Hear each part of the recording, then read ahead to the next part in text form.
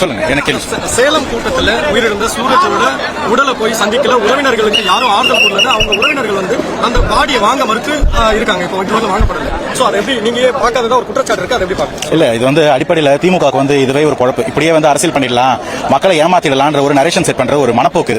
அடிப்படையில் அவர் சூரஜ் என்றவர் வந்து அவர் ஒரு இருதய நோயாளி. அவர் அந்த கூட்டத்துக்கு வந்திருக்காரு. அவர் நிர்வாகி இல்ல, நிர்வாகிகள் மட்டும் தான் பாஸ் கொடுத்திருக்கோம்.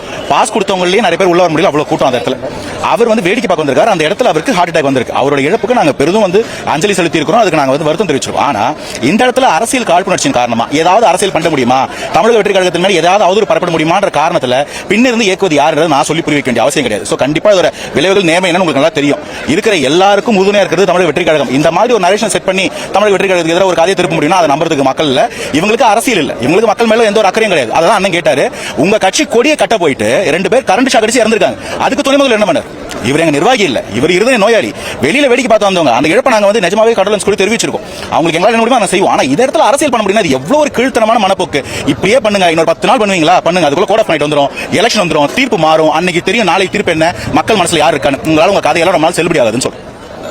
சேலத்துல மூத்த அரசியல்வாதி செங்கோட்டையன் அவங்க வந்து அவமதிக்கப்பட்டதா ஒரு குற்றச்சாட்டு. சார் குற்றச்சாட்டு அதுதாங்க உங்களுக்கு நரேஷனுங்க. வேற அதாவது நான் ஒரு 2-3 குற்றச்சாட்டு சொல்றேன். இது குற்றச்சாட்டு முதல்ல பாருங்க. பீகார்ல வந்து பஞ்சமொழிக்கு ஒரு குடும்பம் வந்துச்சு. 3 பேரையும் 2 வயசு குழந்தை, ஒரு 21 வயசு பெண்ணு, ஒரு கணவர் கொடூரமா பாலியல் குற்றம் செஞ்சு கொண்டு துண்டு துண்டா வெட்டி போட்டிருக்காங்க. அது அமைச்சருக்கு தெரியல, செய்தித்துறை அமைச்சருக்கு தெரியல. உங்களை போன்ற செய்தி சேகரிக்க சென்ற நிர்வாகிகள், செய்தி சேகரிக்க சென்ற ரிப்போர்ட்டர் அடிச்சு அனுப்பியிருக்காரு ஒரு எம்எல்ஏ, கிட்னி திருடி இருக்காரு ஒரு எம்எல்ஏ. இதெல்லாம் கேள்வி தெரியல. இங்க வந்து நாங்க எங்க கட்சி கூட்டத்துக்குள்ள வந்துட்டு ட்ரோன் கேமரா வச்சுக்கிட்டு பைனாகுலர் வச்சுக்கிட்டு யார் வருத்தத்தில் இருக்கா உங்களுக்கு தெரியுமா? வருத்தத்தில் இருக்கிறாருன்னு. அப்படி வருத்தத்தில் இருக்கிறாரு யாருன்னா உங்களுக்கு தெரியணும்னா மதுரைக்கு போங்க. உங்களுக்கு ஒரு மூத்தவர் இருந்தாரு, அவர் கட்சியில இருந்து அமைச்சீங்களா, அவர் வருத்தத்தில் இருக்காரா? இல்ல சிஐடி நகர்ல தங்கச்சி இருக்காங்களே, அவங்க கட்சியில எந்த பொறுப்புல வச்சிருக்கீங்க? கட்சியில எத்தனை மாற்றுத்திறனாளி, எத்தனை ஒடுக்கப்பட்ட மக்களுக்கு என்ன முக்கியத்துவம் கொடுத்திருக்கீங்க? எத்தனை சிறுபான்மை மக்களுக்கு நீங்க மாவட்ட போஸ்டிங் கொடுத்திருக்கீங்கன்னு பாருங்க. அவங்கள யார் யார் மன வருத்தத்தில் இருக்காங்க முதல்ல தெரிஞ்சுக்கங்க.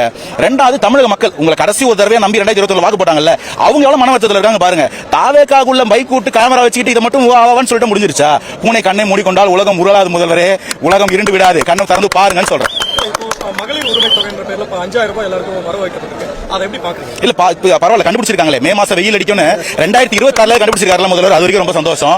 இந்த தொகை வந்து திமுக கணக்குல வராது, அதை மட்டும் நான் சொல்லிடுறேன். ஏன்னா 2024 எலெக்ஷன் வந்தது. எலெக்ஷனுக்காக மட்டும் இல்ல, அந்த தேர்தலில் தாவேகா போட்டி போடல. ஆனா 2026 தாவேகா போட்டி போடுற ஒரே காரணத்துக்காக 2000 கூட போட்டு கொடுத்தா நீங்க எவ்வளவு கொடுத்தாலும் அது உங்க கணக்குல வராது. தமிழக வெற்றி கழகத்தின் கணக்கு. நீங்க இன்னும் 5000 இல்ல, இன்னும் 50,000 கொடுங்க. உங்க சொத்தை உடைச்சு 5 லட்சம் கொடுங்க.